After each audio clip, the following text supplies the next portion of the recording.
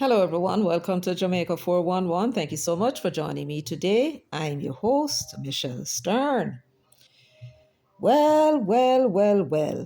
Old time people say, when you're digging a hole for somebody, you must dig how much? Two. Yes. And I don't know who Obia this Englishman, yeah? Or you hear Karen Cross him, the English tourist. The English tourist, who Obia him. Everything him seem to wish for other people, I turn back down upon him. Now, in case you're wondering what it is I am talking about, has anybody noticed that his statutory declaration for 2024 has not yet been certified? Anybody noticed that? Mhm. Yes, man. He would have submitted his statutory declaration last year, March 31. That's the latest he was supposed to submit. And I'm sure he did. And usually his statutory declarations are certified by October. Yes, man. You remember the last one. When was it that the Integrity Commission published that he was certified? If I remember right, it was on the same day that the Jamaica Labour Party had its conference, and they usually have the conference in November, right? Well, to my surprise, the statutory declaration for Mark Golding was actually gazetted October 29. Yes. So, how it was that they came to have published it so late? Well, if my memory serves me right, they had given an explanation, something to do with a mistake. And so they had sent it back to be corrected. So, our Labour Party friends never accepted that at all. The coincidence was just too much. Anyway, that is the story. So we're going to be looking at what possible reasons there could be why it is that his statutory declaration has not yet been certified, right? And it must be something. And when we say it's not certified, remember what month we're in, we are at the end of February, right? We are at February 24. And by March 31 of this year, the other statutory declaration for last year will be due. And in the year before, not certified yet. So it must be something, and it must be something that all know him can't solve. And I wonder, because we had raised some alarm, about what we observe about his statutory declarations. So I don't know if it's that, or I don't know if it's something else. But we will get into that shortly. In the meanwhile, can everybody please give the video a thumbs up? Go ahead, please give the video a thumbs up and share. Of course, if you have not yet subscribed, please do so. And, you're free to leave your comments in the comments section. And of course, I want to thank you very much for doing so. And I want to thank you again for all the past shares, subscribing, and leaving your comments, as well as thumbs up you have been giving the channel. Yes, showing your support. And we greatly appreciate it. Now, I'm not going to keep up your time no more with all them small talk. Let's now get down to business. We are going to begin by asking Mr. Mark Golding some questions. Mr. Golding, do you recall 2024, all the way up to the election, you on political platforms boasting about your statutory declarations being certified, unlike the Prime Minister? Do you recall saying that not being certified, he is not qualified to be Prime Minister of Jamaica and he should step aside? You remember those words? I seem to recall, and tell me if you recall, you asking the Prime Minister what was the reason why he was not being certified, and you were insisting that he should tell the Jamaican people the reason why they're not certifying him. You remember that? Yes, I'm sure you do. I'm sure you do. And I have been noticing of late how you seem to be distracted. The same kind of distraction that the Prime Minister was showing in February of 2024 when he was supposed to be trying to win the local government election. Him just seemed out of it. Then we found out later that it was the Integrity Commission that was, giving him a warm time. Yes, scheduled meeting for February in the middle of the election campaign, right? What them do couldn't wait to make the man do him work. No, sir. In the middle of the campaign of February, him had to answer questions under what they call it, judge's rule. Then read him in rights, and he can't say not where false, otherwise he might get a serious problem. That the kind of stress the man was under. And I did notice that you seem lethargic and distracted. What a go on? Them have you on the investigation too? It's 11 months. You're not certified yet, So what else could it be than them have you under investigation? But if they might investigate you, what they might investigate you for?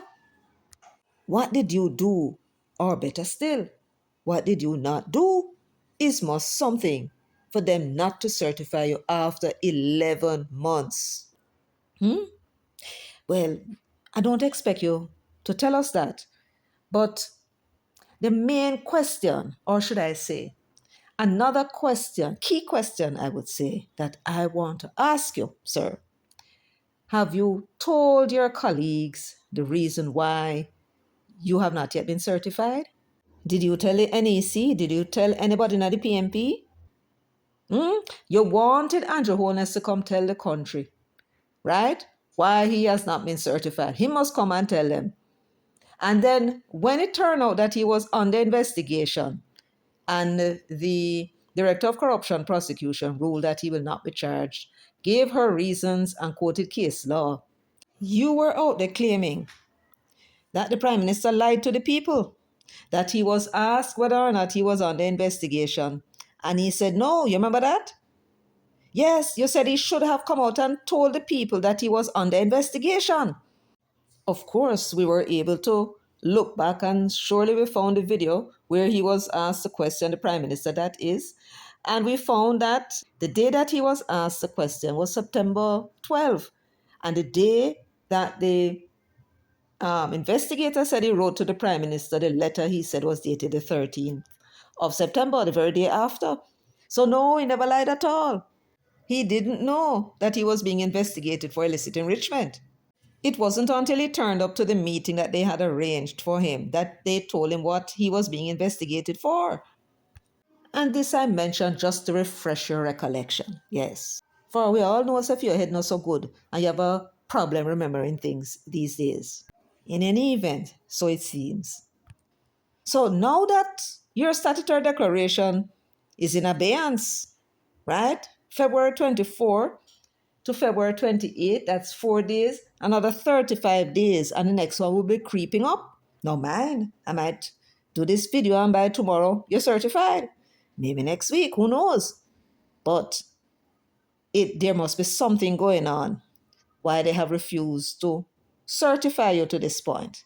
And the question I want to ask you, have you told your colleagues the reason why you have not been certified? What about your MPs and councillors? You told them? You told them that you have not been certified and the reason why? Can we expect you to be in the parliament to tell us you have not been certified, this is the reason, and I am working to sort it out? How come it is that you expect that other people should do something and you're not doing it? You expect that others must do, according to you, the right thing, but you don't want to do the right thing? You were insisting that the Prime Minister, when he knew he was under investigation, should come out and tell the people he was being investigated. And why? But you don't think that you should do the same. What should we call somebody like you? I think hypocrite is too much of a good word. Yes. We have to go invent a word for you, sir. Now, he has been submitted his statutory declarations since he became a senator. It would have been, the first one I believe would have been 2008. And when he became leader of the opposition, both the leader of the opposition and the Prime Minister, their statutory declaration, the summary of it is supposed to be published in the Gazette, Jamaica Gazette. The first one that was published on Mark Golding was October 3, 2022. So this is how it works. The declarants are required to submit statutory declarations for the period January 1 to December 31 of each year. And they are given 3 months to March 31 the following year to submit a statutory declaration. Now, the statutory declaration contains all his balances in every account, the balance as at the 31st of December. So it doesn't matter how much money was in the account. He may have 10 million in the account, spend it off, and only have $500 at the 31st of December. That is what is to be declared. You follow? Yes. So after he became opposition leader in 2020, his statutory declarations now were required to be published. And the first one was published October 3, 2022, and that was for the year ending December 31, 2021. And what it meant was that 7 months after he had submitted his statutory declaration, it was certified. For the year 2022, he had submitted his statutory declaration by March 31 of 2023, and by September 29, 2023, he was certified. That's 6 months after. The 2023 statutory declaration would have been due March 31 of 2024. And he submitted it, and by October 29 of 2024, it was certified. Again, that was 7 months after. Then came 2025. And until this hour, 11 months after, there has been no notification that he was certified. So we ask again, Mr. Golding, why is it, since you believe that it is the correct thing, the right thing to do for a leader when he's not certified, to say the reason why he's not certified, are you going to tell us the reason why they have not yet certified you? Is there a misunderstanding? Is there something that you should do? Come and level with us. This now is your recipe, for good governance. Being certified is what you said qualifies someone to be leader of a political party and Prime Minister of Jamaica, and you're looking to be Prime Minister. Now, so come and tell us the reason why you have not yet been certified. Now, I don't know the reason why, but I had observed some strange things about his statutory declaration. He submitted 3 statutory declarations so far. And in those 3 instances, he has what he declared as securities assets. 500,000, 400,000. The next year, 400,000. The next year in US. Your securities, you're talking about bonds and stocks and all them, something there. And that is where he has most of his investments. Matter of fact, most of his monies are either in securities or in his bank account. He has property to the value of 140,000 US dollars, right? He owns automobile to the tune of 80,000 US dollars. He declared receivables, insurance policies, both in Jamaican and US dollars. And that's it. And he owns no home. He sold the one that he had about 2 years ago. That was his matrimonial home. He sold for 56 million Jamaican dollars. And had he not sold that house, he would have made a loss of over 400,000 US that year. But here's a strange thing about his statutory declaration. The first year he said he invested 580,000 US dollars in securities. And then he said he made return on that investment that was 102% return, meaning to say what he invested, he ended up doubling his money on that investment. These are securities, these are stocks and bonds or something. What kind of investment could he have put his money in? What kind of securities that could earn him 102% return on his investment? In other words, he invested 580,000 US, and in dividends or coupons, double his money. Now, it may be that he had more and he sold them because we don't know what was happening before. But that is what he said. All right, so that's the first one. The second one, he declared that he had invested 478,000 US dollars in securities. And he made something like 95% return on his investment. I'm going by memory now. right? So he almost made 100% in the second year. The third year, he invested, well, the securities. He still has his 400,000 securities, and he made 300 and something thousand US on that, which means that within the 3 year period, he had earned 1.3 million US dollars on the 400 and 500,000 investment that he made. But here's a strange thing. When you look at his Jamaican side, you would think, and I mean, a man is entitled to be as stupid as he wants to be over his own money and him earn it. But if you know that you can put your money into securities and make them kind of return, why would you put money in the Jamaican securities? He almost doubled his Jamaican securities and was getting something like 3 point something percent the first year, 1.7%, 1.3% in the third year. In other words, that's a return that he's getting, 1 million something.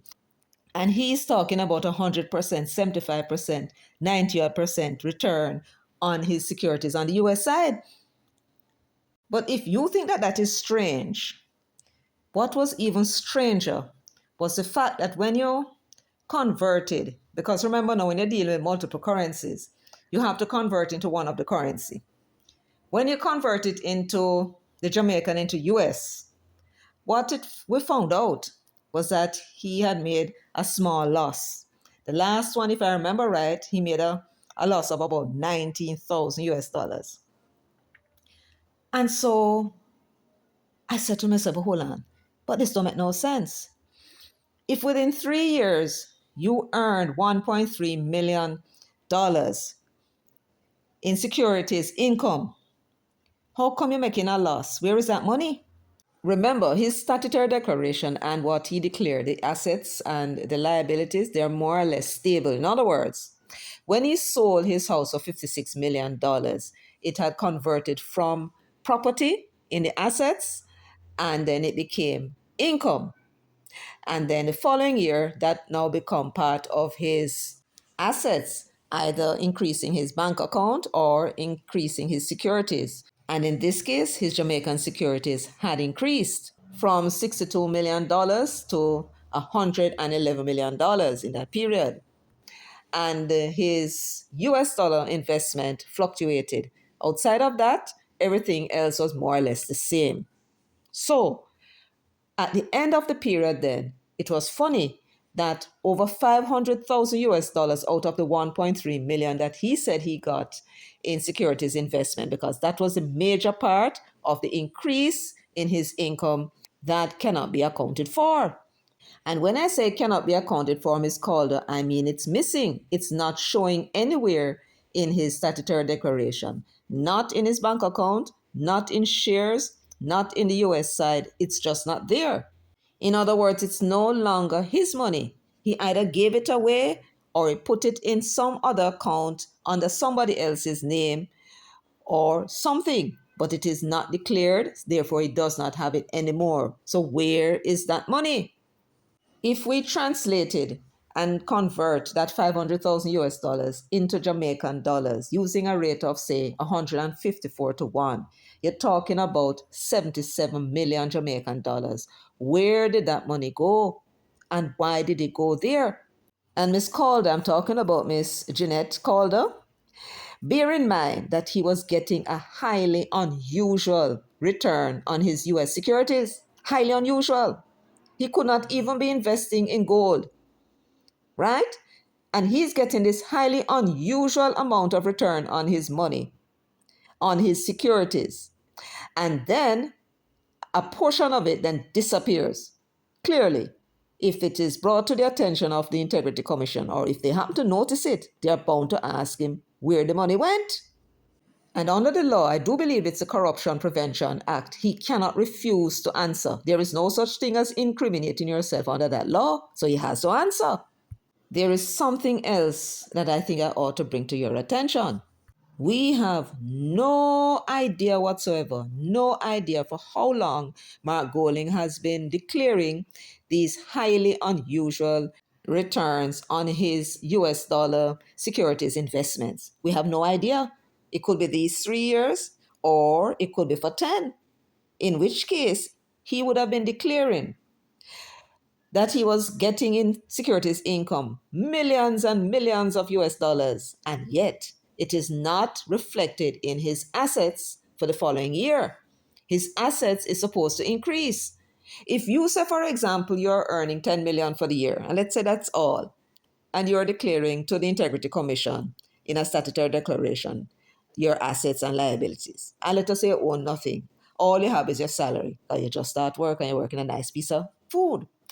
So, what will show up in the first year is that your salary is $10 million and assets will be zero, zero liabilities.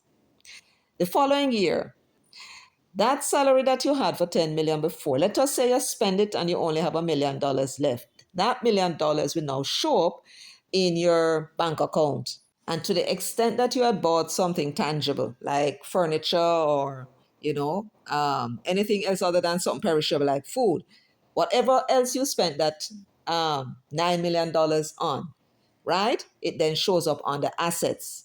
So you see 1 million in your bank account on the assets, and the other 9 million show up as personal effects, or maybe you bought insurance, or maybe you bought a car, whatever it is. That is how it is done. So when you file your statutory declaration for the second year, that car and the money that you have in the bank, that now shows up on the assets, right? And then you're going to earn another $10 million salary. So you have income of 10 million, and then your assets now would be 1 million in your bank and the amount that you paid for the car. That's how it works. So when Mark Golding received that 593,000 US dollars securities income, that is how it was declared in that year. But the following year, it ought to be either in his bank account, if he never spent it, or elsewhere on the assets, whether in US or in Jamaican assets. And when we look at it, the 3-year period, what we found was 500 plus thousand US dollars could not be accounted for. During that 3-year period, the only assets that really increased was the Jamaican securities. His Jamaican securities increased from $62 million to $111 million in that period. And on the US side, it had decreased from 580,000 US dollars to 428,000 US dollars at the end of 2023. So everything else remained the same. He still had the $140,000 in real estate, US. He still had the automobiles up to 86,000 US. He had life insurance both on Jamaican and US side, and if they increased, it was marginal. There was also a decrease in his US dollar savings account from 273,000 US to 132,000 US dollars over the same period. His US dollar liabilities, what he owes, is less than 5,000, and in Jamaican dollars, less than $1.6 million that he owes other people. The increases in his Jamaican dollar securities assets, therefore, was not enough. It was short, and I did a rough estimate. I didn't do a detail. When the Integrity Commission, if they were interested or think it's important, and they did a complete analysis, they would get the actual figure of what it is that is not being accounted for in his assets out of this 1.3 million. So it went somewhere. Where did it go? Under whose name did this money end up? Or in what company? And we know that he could not be a shareholder or director in that company, because if he was, he would have declared it because he had controlling interest in that company. So, Miss Jeanette Calder, you were very much interested in what you called $3 trillion that you claim that was unaccounted for. And you claim that it was the Auditor General that said so. Well, here is something now for you to talk about. Here is an investigation you can do. Look at Mark Golding's statutory declaration and check it out. Check it out. And ask the question, where did that money go? Remember, he is a leader of the opposition. And in theory, he is the man in waiting to be prime minister. Were the people in this country stupid enough to put him there? And here is something very fishy. When we talk about Andrew Holness' statutory declarations, look at his statutory declarations. Everything that he said he had in assets, he could account for it out of income. Right? Never mind what is going on in the court. That will soon be sorted out. But if you go through the report of the investigator, you see every time he asks where the money come from for this asset, he was able to show. When you examine Mark Golding's statutory declaration, so remember, it is a declaration of his income, his assets, and his liabilities in whatever currency. Everything that is in his name, everything that he owns, that is supposed to be declared. And he declared an highly unusual and extremely unusual return on his US investments. And then when you look at his assets, his subsequent assets, you don't see it being reflected. It's showing that he's making similar amount of money or made a loss of maybe about 15 to 19,000 US dollars. After he got income, how come? He never had a house to say that the house burned down and it wasn't insured. That's my point that I'm making. So therefore, the money went somewhere. And Miss Jeanette Calder, this now is something for you to investigate and make a name for yourself, man. Yes, man. Make a name for yourself. Because remember what the Integrity Commission is about. It's about investigating individuals through their statutory declarations, whether or not they have assets that exceed their lawful income. In this case, what we have is a case of disappearing assets, unusual income return, and then the money disappear after. This would fall or could fall under something that Peter Bunting referred to as money laundering. So this is not something that Ms. Joeth Jones of the Integrity Commission, who is now the Director of Information and Complaints, this is not something that she can ignore.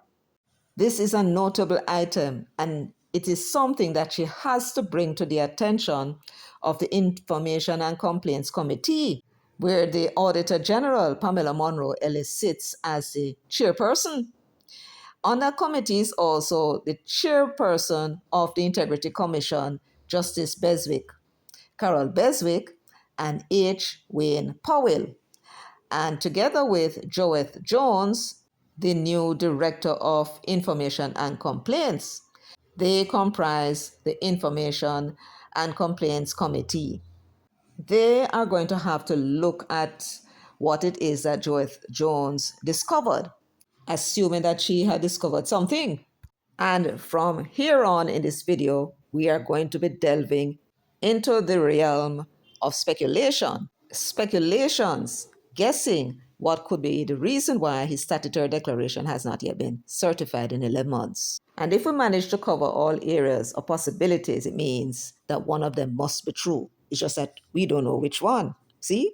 So, if Miss Joeth Jones had discovered this, or maybe something else that she deems important, and brought it to the attention of the committee, and if they believe it's serious enough, then they would make a recommendation to the commission asking them to refer the matter to the Director of Investigation for him to investigate the matter.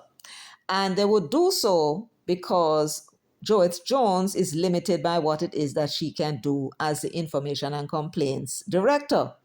When she receives a statutory declaration, she can ask questions, ask for supporting documents, and do preliminary checks.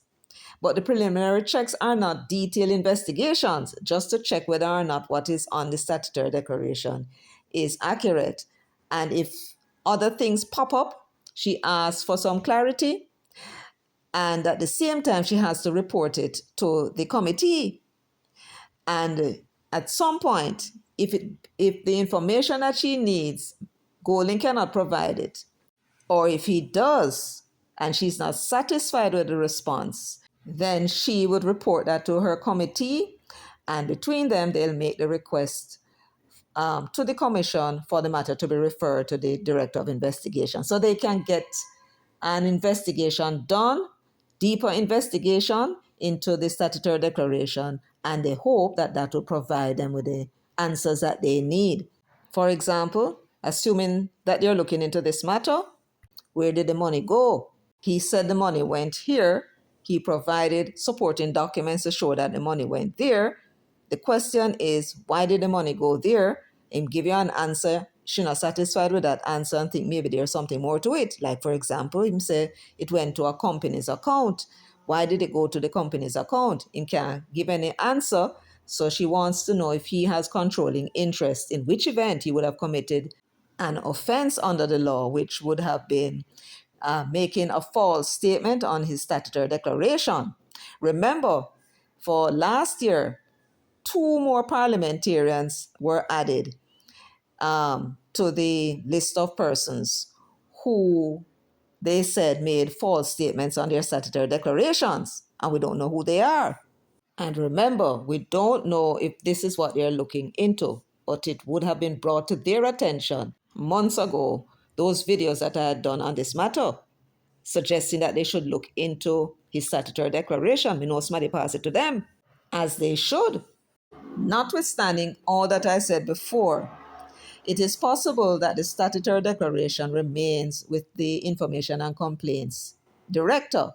In other words, she may be asking him questions and giving him time to answer, and this is what is taking the 11 months. Highly unusual, but it is possible. Now, if we were to look at the various scenarios outside of this item that I brought to your attention, and let us say that they don't see anything in what I'm saying, foolishness, right? What else then could it have been? It's possible that they found that he owned an asset, a bank account maybe, somewhere that he did not declare. And if he had that bank account, let us say from, like in Holness's case, from way back when, and they would have asked him about it and he would have confirmed, and they would have gotten that information from either somebody called them and told them, or wrote to them and told them, or they wrote to some bank and the bank told them, yes, him have a bank account from Wapikil Phillip. Now, if the bank account is dormant, it's a simple matter. He would have answered and said, but me no use that account. And then would say, okay. And then ask him now to amend his statutory declarations from way back when. And he would have had to redo them, and they would have to apply the asset to income formula that they have to see whether or not his assets exceed his lawful income. And then, you know, that would commence an investigation into illicit enrichment. So that is what they would have done. Could that have taken 11 months? Maybe.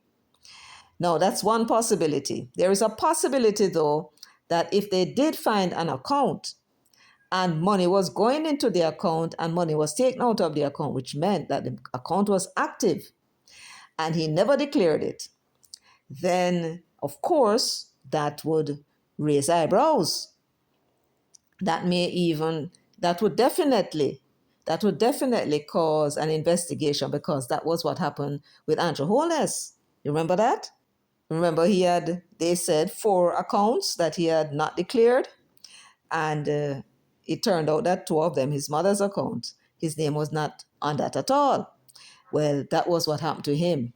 Once the matter is referred to the director of investigation, he has to investigate, because the director of information and complaints, that is outside of her scope. You follow what I'm saying? Yes. So if they found an account that was active, he would have to, tell them what happened, and they would accept his story, depending on the story that he gives. Maybe himself never know if him and somebody else name in it and what have you. And then if they accept his story, they would ask him to amend the statutory declarations again. Then they apply the test, the illicit enrichment test, may call it. So that could be it. Could also apply to any asset land he might own or some other properties or something else. It could also be something that already was in his declaration that they had a fresh look at for some reason. It could also be a matter of his transfer of the shareholding in the company that he owned. He owned the company, right? Tajibe Limited in the British Virgin Islands. This company and another local company owned the shares in DBNG at that time. The local company had him as the sole shareholder. He and the wife were the directors. And whatever other assets, for example, the house that they live in at Farringdon Drive, that is also owned by Tajibe. Whatever other properties, whatever other assets is Tajibe and this other company. So he had the Tajibe as his holding company, similar to the one that Andrew Holness had as a holding company for his children. He had the same thing too. His one, though, was in the British Virgin Islands. Holness had his one in St. Lucia. So that is the situation with him. Now, in 2021, he up and transferred the shareholdings of Tajibe to his three children and claimed that was his intention in the first place. That was why he opened that company. So he told Zara Burton, it is possible that the Integrity Commission is looking at that for some reason. Joeth Jones is not a newcomer to the Integrity Commission. Joeth Jones was the manager of statutory declarations in the Information and Complaints Division.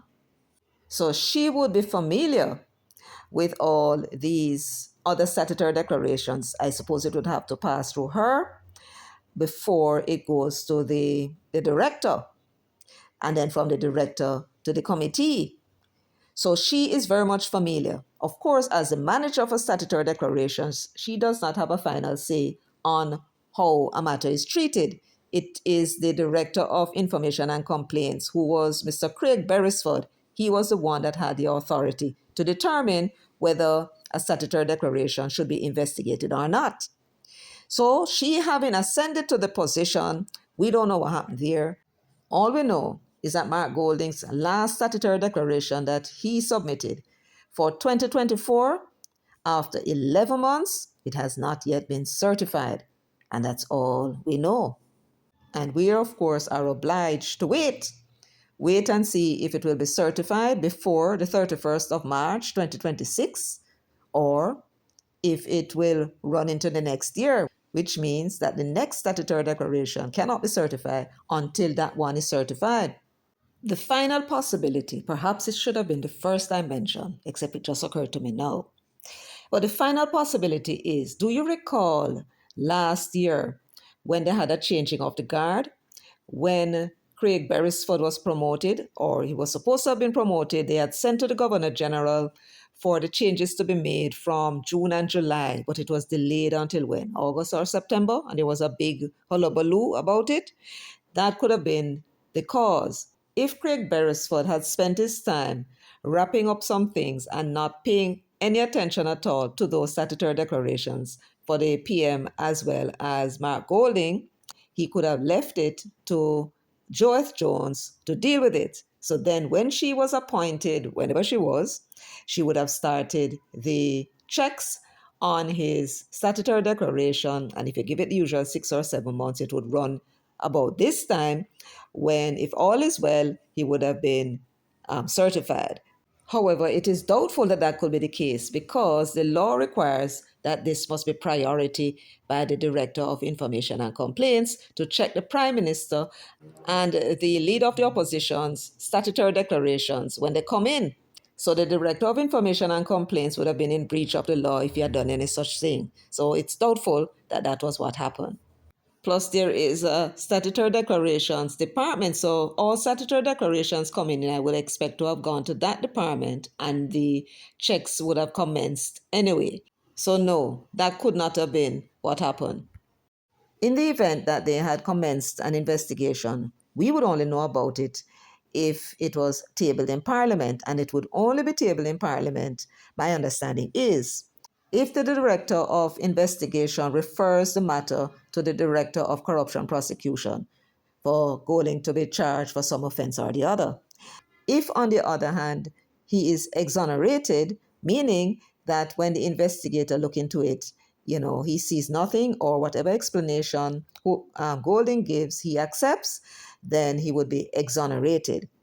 And that now would not necessarily go to Parliament unless when they ask Golding, would you like me to table it in Parliament or just low it? He may say, low it. And then now we won't know that an investigation has taken place. That's how it works.